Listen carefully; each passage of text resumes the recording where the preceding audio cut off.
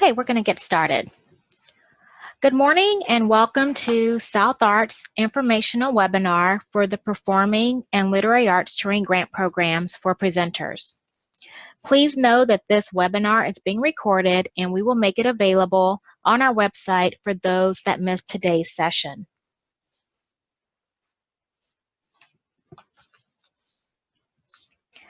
I'm Nikki Estes and I'm the Program Director for Presenting and Touring at South Arts. I manage many of our grants and the Dance Touring Initiative. Also on today's webinar, we have Molly Quinlan Hayes. She is South Arts Deputy Director for Programs who also serves as the Accessibility Coordinator.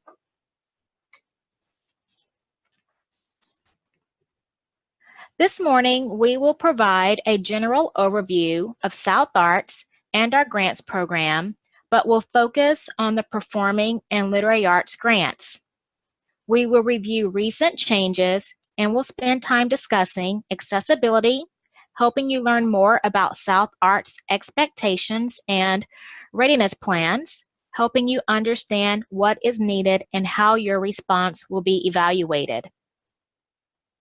We will look at the application process, panel process, and grantee responsibilities.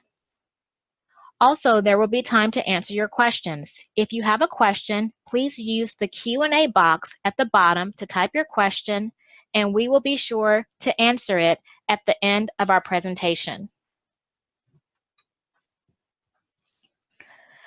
To begin, let's start with a very brief overview of South Arts and our new directions. Our new mission statement is Advancing Southern Vitality Through the Arts. Our work and purpose are designed to address the issues important to the Southern region and to link the South with the nation and the world through the arts. Our new strategic plan includes efforts to support the artistic and professional growth and success of artists in the South, to connect artists and arts professionals in the South to resources that will increase opportunities for success within and outside of our region, to advance impactful arts-based programs that recognize and address trends and the evolving needs of a wide range of communities in the South, and to communicate and celebrate the excellence, innovation, value, and power of the arts in the South. South Arts' new strategic plan refines and refocuses our efforts more directly on Southern artists and arts organizations. We recognize that Southern artists and arts organizations are under-resourced and are working to both attract national resources and attention on the best in our region, and to help Southern artists live and thrive in the South rather than have to move to New York, California, or somewhere else. This includes revised guidelines to many of our grant-making programs and new offerings that emphasize recipient organizations' support of Southern artists, as well as our own direct support of artists from our region. We fulfill our mission and goals by supporting the presenting and touring field. This includes our Performing Arts Exchange Conference, grant program, and Southern Circuit, a tour of independent films which brings filmmakers to Southern communities. Some of you might be interested in becoming a screening partner, and to find out more about Southern Circuit and how to become a screening partner, please visit our website. As a regional arts organization, we partner with the National Endowment for the Arts and the state arts agencies in these 9 states to deliver services and provide programming. Most of our programs operate within our 9-state region, but we have other programs like Arts Ready, Jazz Road, and the Performing Arts Exchange Conference that reach beyond these states. To be clear, you must be located in our 9-state region to be eligible for these grant programs. Now we'll take a quick look at several of our grant programs for presenters.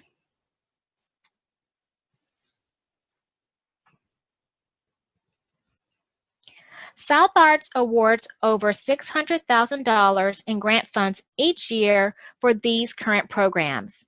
At the moment, we have several available grant programs, but do expect to see new programs in the near future. Please visit our website for specific guidelines and eligibility criteria for each of these programs. One of our goals is to get Southern artists into new communities, so all of our touring grant programs require presenters to engage Southern artists from outside of their state for public performances, presentations, or readings and educational activities. Our Performing Arts Touring Grant Program supports music, dance, theater, and multidisciplinary performing arts projects. The Literary Arts Touring Program supports fiction, creative nonfiction, and poetry. And Traditional Arts Touring supports performing and visual arts projects. Express grants support performing and literary arts projects for organizations in small communities. We also offer grants to help with presenters' capacity and their professional development needs. The Professional Development and Artistic Planning Program supports travel expenses for new professional development opportunities. This includes participation at a workshop or conference that your organization has never attended, but also includes travel support for seeing work and planning visits with artists. Our Launchpad program offers a multi-level approach for professional development. Launchpad is a presenter development initiative that supports travel to our annual Performing Arts Exchange Conference and offers the opportunity to receive a grant to present one of our jury showcased artists. The program also includes support to join the statewide presenter network and the opportunity to work with a mentor. The program is for presenters new to the presenting field. Presenters can only submit one application for each program per year, but in many cases, presenters are allowed to submit applications for multiple programs. There are some restrictions around the Traditional Arts Touring and Express Grant programs, so I recommend that you carefully review the guidelines and contact us if you have questions. By offering a variety of grant programs, we hope that presenters can find an entry point that meets their needs, and our hope is that we are meeting presenters where they are. Having these grant programs along with the Performing Arts Exchange allows us to maximize our work in the presenting and touring field.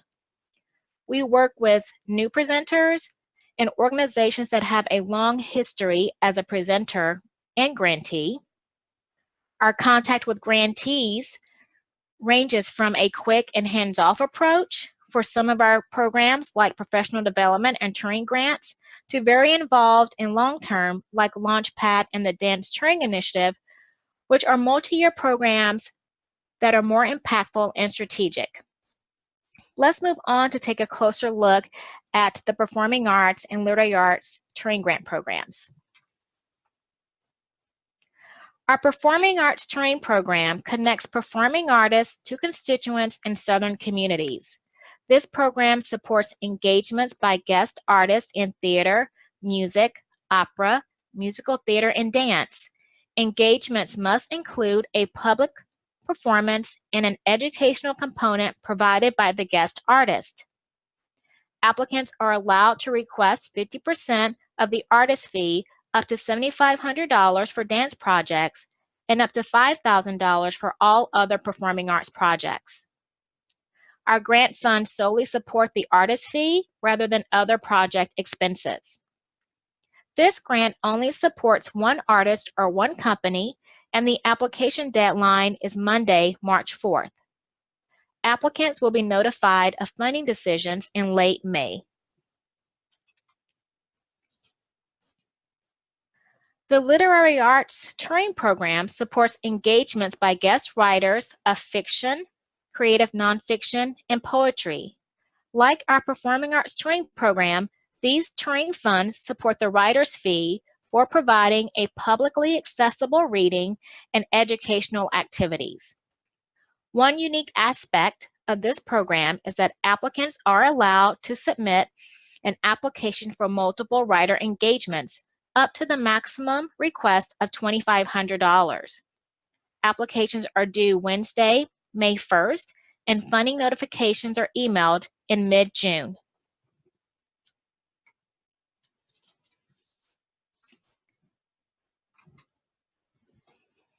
We implemented these changes last year, but want to mention them again. With our new strategic plan and mission, you may notice that some grant programs no longer exist. We are developing what we hope are some exciting new grant programs, and as I've mentioned, we plan to continue and increase our support of Southern artists. Because of who we are, supporting Southern artists continues to be a high priority for us. If you plan to submit an application, you must engage a Southern artist. If you need help finding a Southern artist, we have some resources on our website that might be helpful. And though block booking isn't a separate grant program any longer, block booking engagements may still be supported through the general touring grants.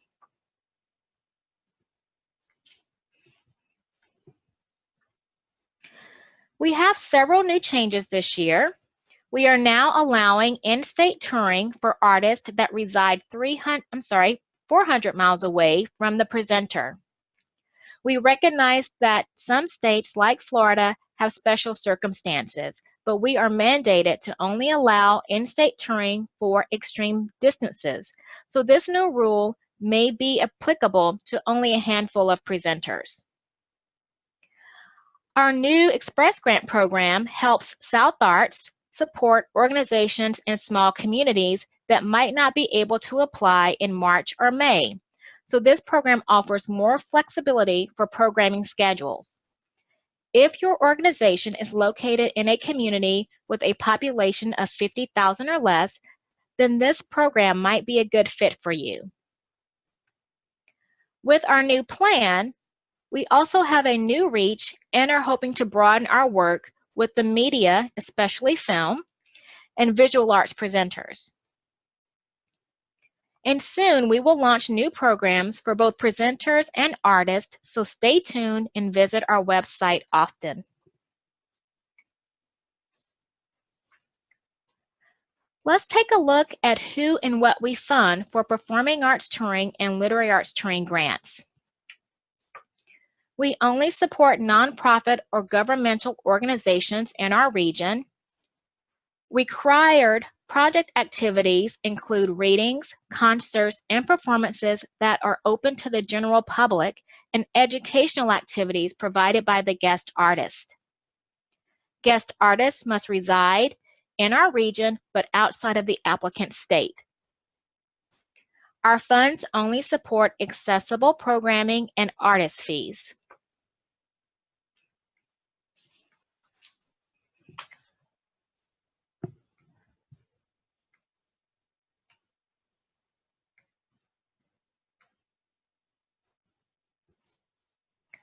We use the following criteria to evaluate grant applications. We use panels made up of professionals from the presenting and touring field to serve as reviewers. I'm going to briefly touch on each, but we will spend more time discussing accessibility and readiness plans. Artistic excellence is solely about the quality, experience, and skill of the artist or company. Work samples that you include with your application should reflect and represent the type of work that the artist or company will provide during your project. Please be sure to provide a strong sample, and I'll spend a little bit more time talking about this towards the end. The project's artistic merit is about the project's quality, the performance or reading, and the educational component. We would like as much detail as possible in order to have a clear understanding of your project and goals. Audience development includes assessing audience and community needs, cultivating those audiences, creating a plan for engagement, and developing effective partnerships.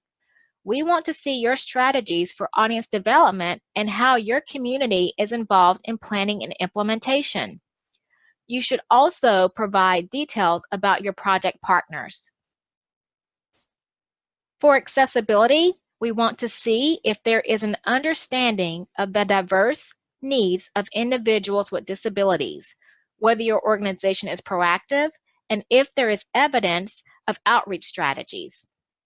Molly will spend more time providing information on accessibility in just a minute.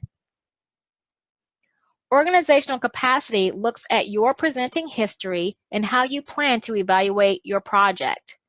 We want to know who you have presented in the past, and who and what are included in the project evaluation and how that information is used. As part of your application, you must provide a description of your readiness plan. As you may know, South Arts is committed to making business continuity planning a priority in the arts and encourages all arts organizations to develop and maintain readiness plans to ensure sustainability. A readiness plan is a combination of documents, processes, and training that formulate what your organization will do should the unexpected occur. For the last 3 years, plans were required as part of your eligibility, and we're happy to report that all applicants complied in the last 2 years. I'm going to turn it over to Molly Quinlan Hayes so that she can provide more guidance on accessibility and readiness. Thank you, Nikki. Good morning, everyone. Thanks for being with us.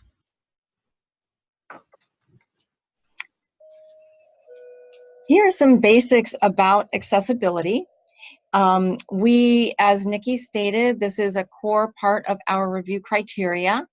We want to make sure that your programs and your venues not only comply with the Americans with Disabilities Act, which is now 28 years old, but also that you take advantage of the opportunity to make your space as welcome and as accessible to everyone in your community as possible.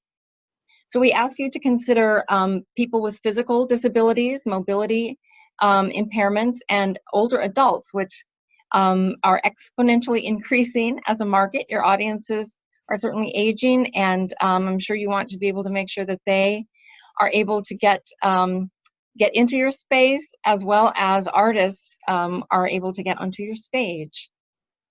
We also ask you to think about people who are blind or have vision loss.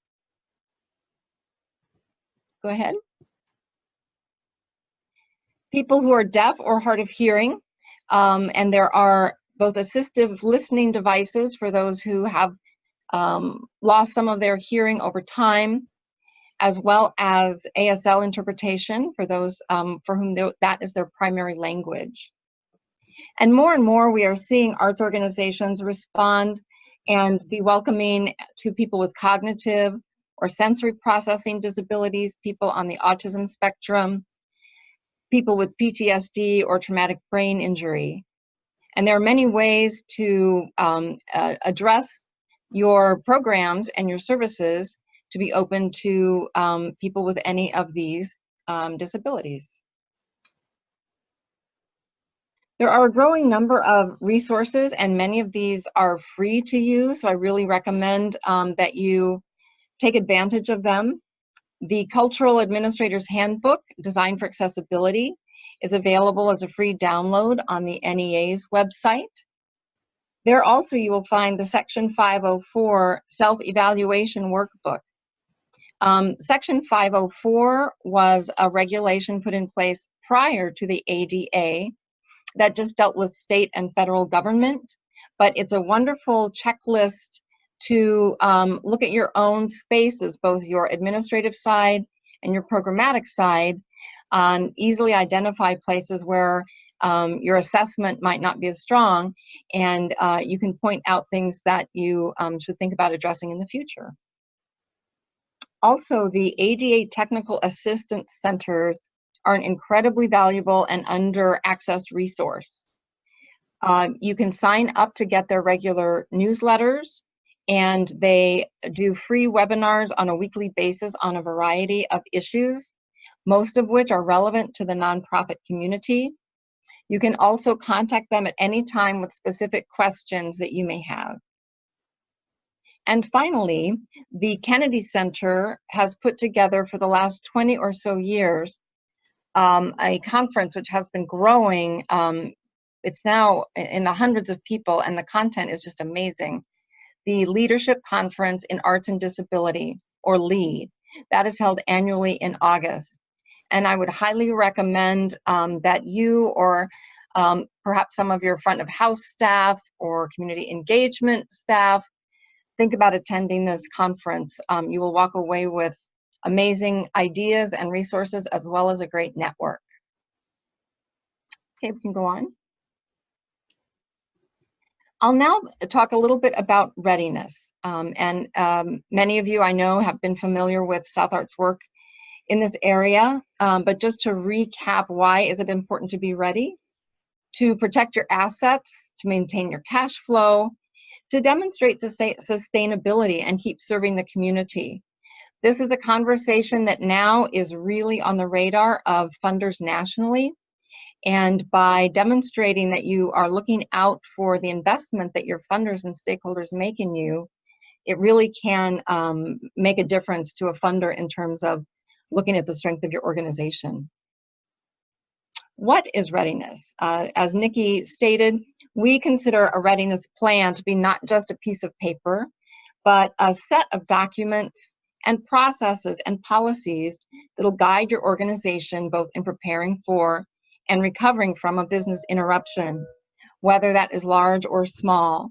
And this includes things like trainings, drills, and an annual update and review of your plan to make sure that it is up to date and everyone knows their role.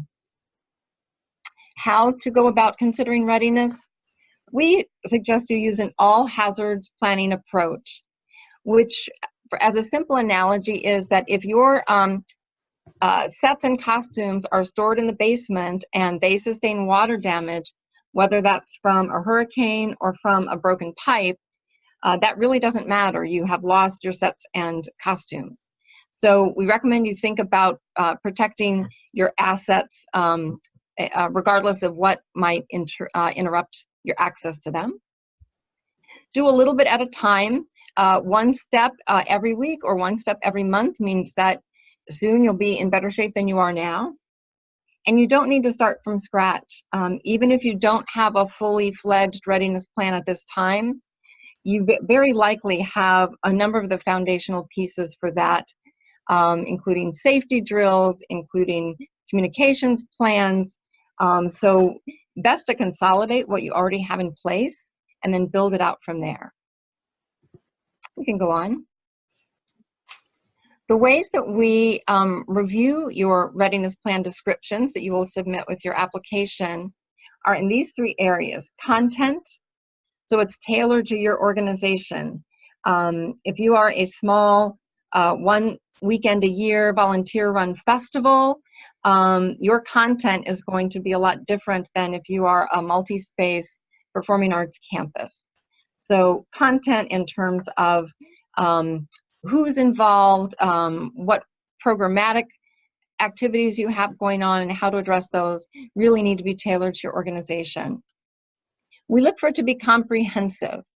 Certainly having an evacuation plan and a data backup system are great, but really move beyond that and make sure that all of your critical business functions you've thought through and you think about how you're going to restore them if they're interrupted.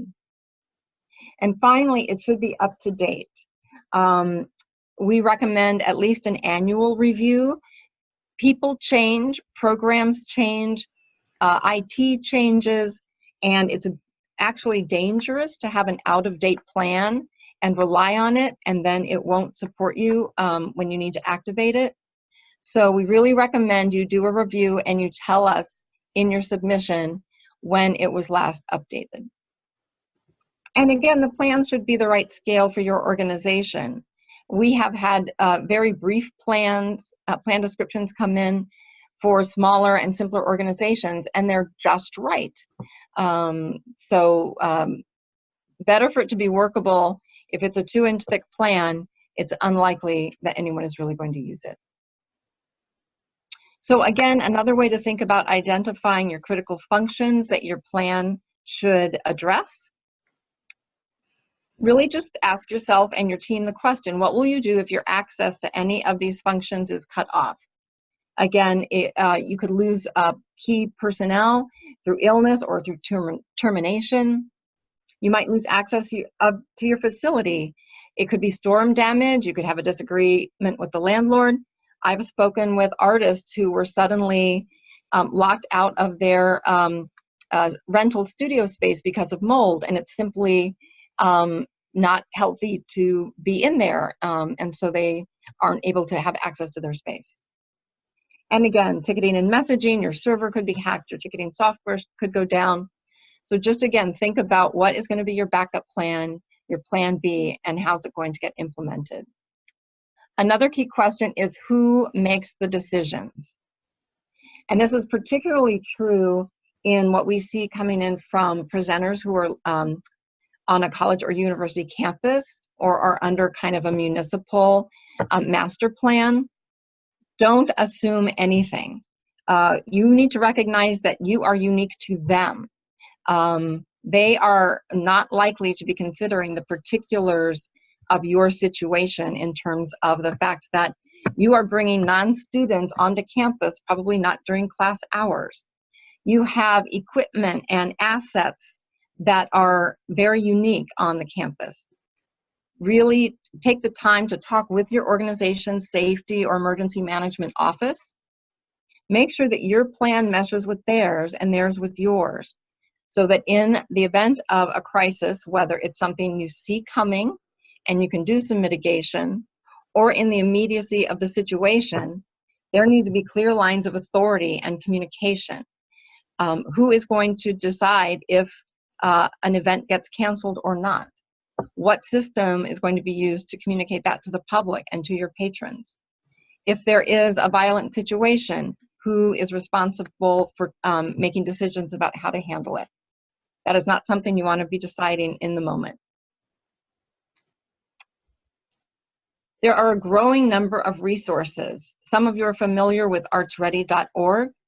This is an online planning tool that you sign up for access to. I'm very excited that in 2019 we will be rolling out an updated and much more user-friendly version of the tool.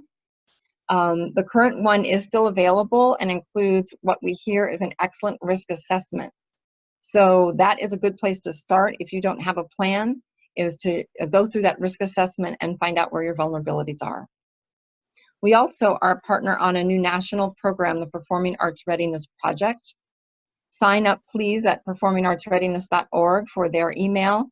There are free webinars available on a monthly basis on everything from cybersecurity to Disaster Planning 101 to thinking about your legacy and your archives. This project also offers planning grants. You can request funds if you're a more complex organization to actually have an expert come in and work with you on a comprehensive readiness plan. And there are workshops and consultancies happening across the country. And over the next 2 years, we'll be rolling out to additional communities around the US. Going on. Just briefly, this is a required component of your application.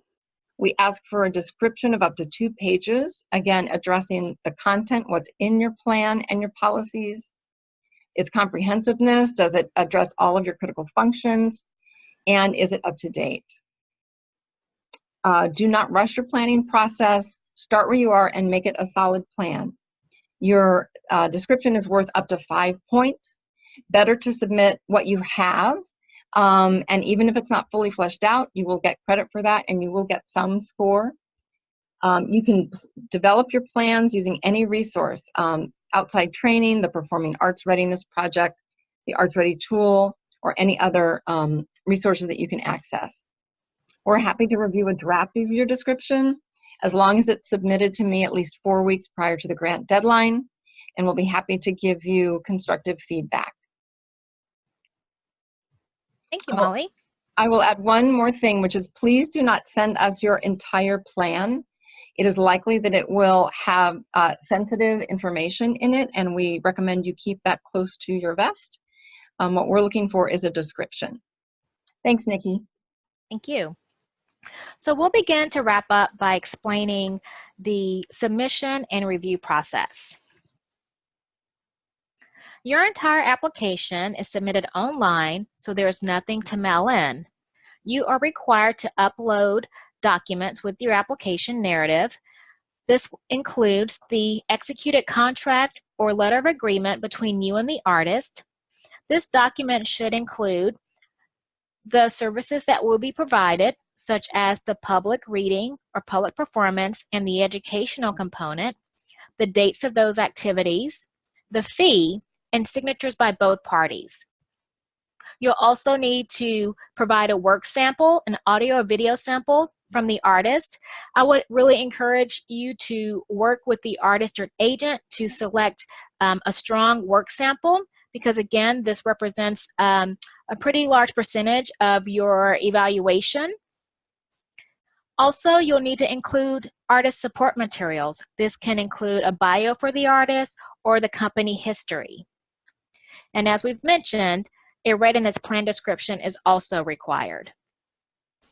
Optional documents include proof of government status. You only need to worry about this if you are a municipality or a state college, for example. All other organizations are verified through GuideStar, and you do not need to include your tax-exempt federal letter. An additional support document like letters of support or a season brochure is also allowed, but it's optional and completely up to you.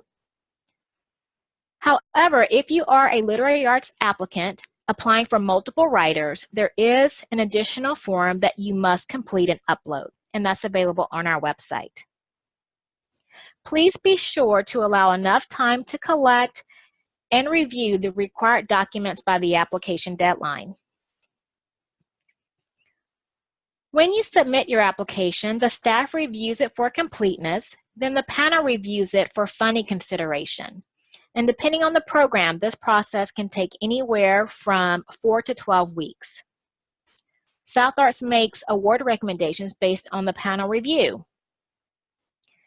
Please be aware that if you receive a South Arts grant, it's important to remember that a dollar-for-dollar cash match is required. You must acknowledge South Arts and the National Endowment for the Arts and write your federal legislators acknowledging the award. And we also encourage you to invite them to attend the funded events. And finally, you'll need to complete a fairly simple report form once your project ends. Some helpful tips as you prepare your application are to carefully review and understand the guidelines and changes. Get familiar with eGrant, the system that we use for grant submissions. Get materials like press kits, work samples, and contracts from agents and artists early so that you have plenty of time to review it, get approval, and upload it. Use our scoring matrix as a guide. The matrix does provide some benchmarks that will be helpful in preparation for your application. And make sure that you have the technology and the know-how to upload the necessary documents. We do not extend deadlines, so please plan accordingly. Some other helpful tips are to provide lots of detail and don't make any assumptions that the panel will be aware of who you are or the artist that you are engaging. Answer all of the application questions, proof your work, and use the available resources that we've mentioned today. When you're an eGrant, we encourage you to review the narrative questions early, note the maximum length of responses, and develop your responses in Word, then paste them into eGrant. On our website, you can access the scoring matrix that we use to evaluate applications, and know that there are specific criteria for accessibility and readiness.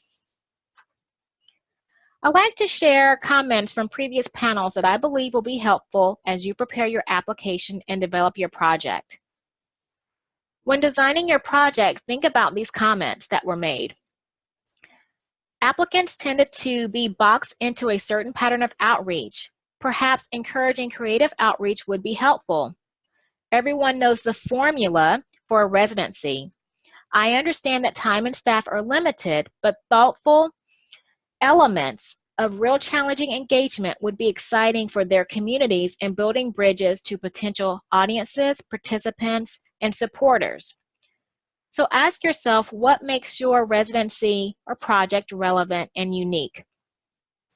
Another comment from last year was that it seems that applicants were either not provided with an accessibility rubric or that few made attempts to score as high as possible. This is why we provide additional guidance. Please be sure to use the resources that were mentioned today and those that are on our website.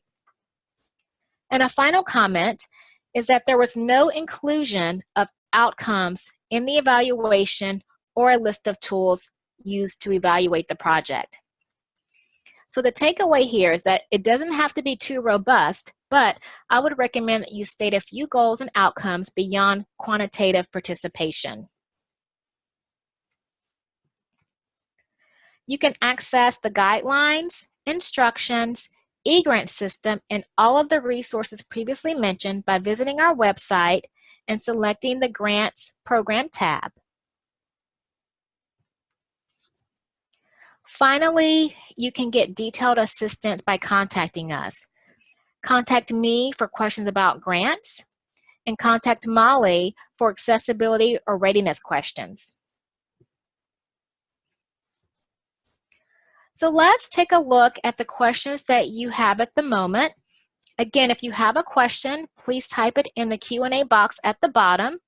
We will read and answer each question, but if you have additional questions after this morning, don't hesitate to contact us.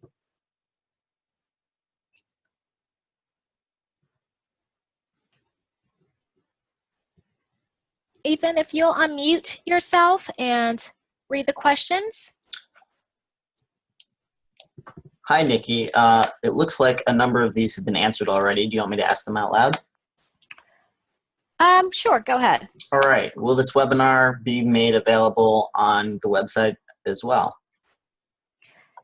Yes, we will have the recording of today's session on our website probably by tomorrow morning, so you can access it at any point after tomorrow. Okay. For the 60 minutes of performance time required on the Performing Arts Grant, can the 60 minutes be spread over multiple performances? Example, a Thursday, Friday, Saturday show where the artist performs a 20-minute solo. Unfortunately not. We are looking for a full-length performance to be supported, and so we expect that to happen within one day. However, if you are planning to engage the company for multiple days, then that would mean that the company would provide a full-length performance for at least one of the days and perhaps shorter performances for the other days, but we would consider the 60-minute performance only as a full-length performance.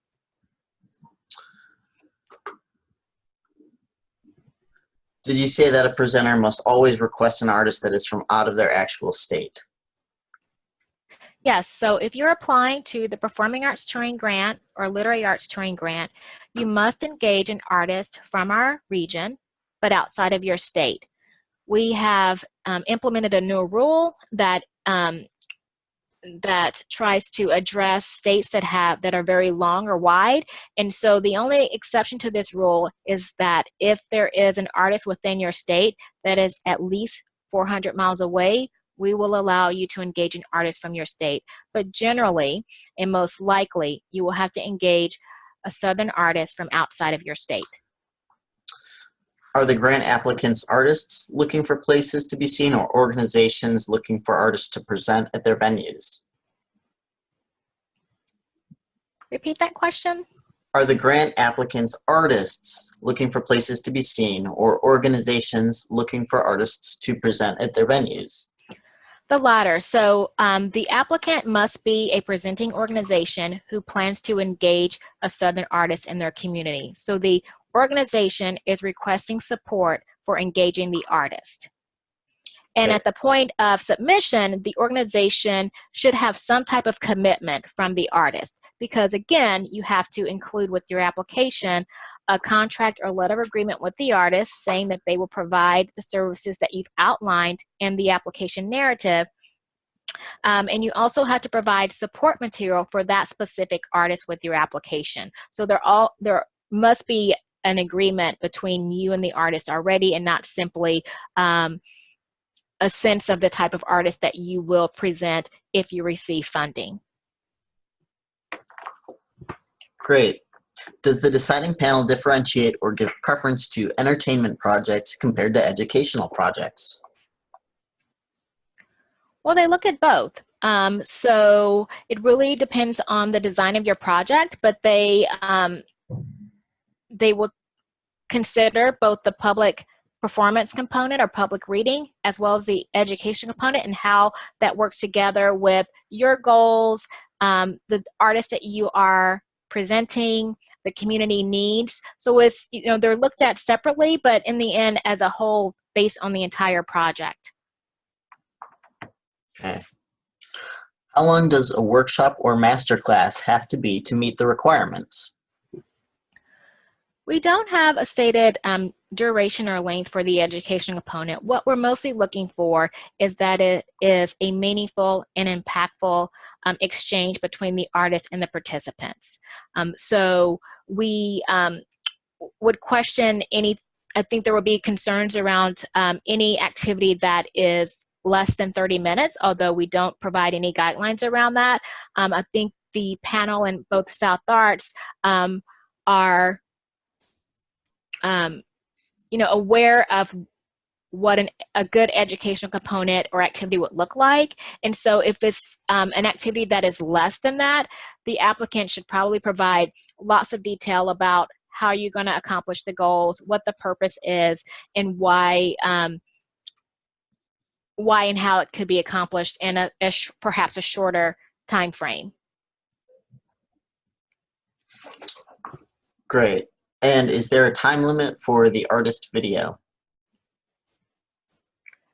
Well, we don't have a time limit. We do require that the panel look at videos for at least 5 minutes. So if you provide a video that is longer or an audio sample that is longer than 5 minutes, they would have the choice of whether to spend more time reviewing the sample, but they're only required to watch or listen to 5 minutes of audio or video and to read at least 10 pages of a writer's sample.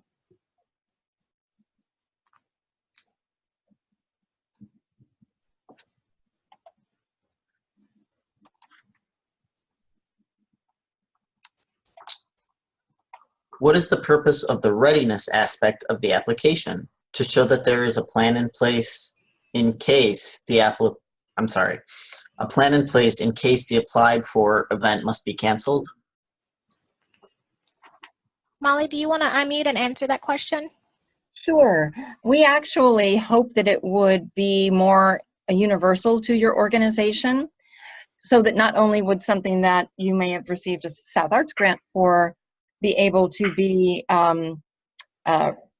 held successfully, whether that is at another time or in another place, but that any of your programs and activities would also be so protected. So it should not be specific to the event. It should be holistic for your organization.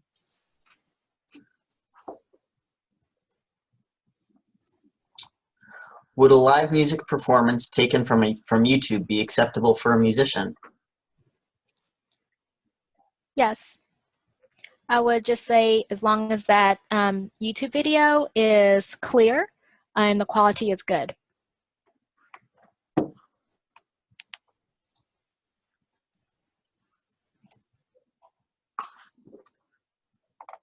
Okay, any other questions?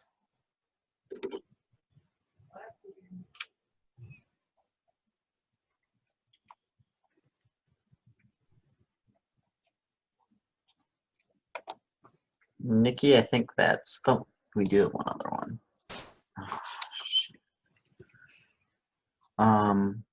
Nikki, I don't think we have any other questions. Okay, well, as I mentioned, if other questions come up, particularly during your preparation, don't hesitate to give us a call. I am pretty accessible up into the deadline, 5 o'clock of the deadline, and I'm happy to answer your questions up until then.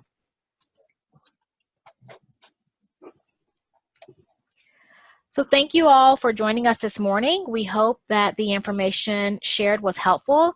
And again, if you're interested in revisiting the recording of this webinar, just check back on our website tomorrow. Thank you.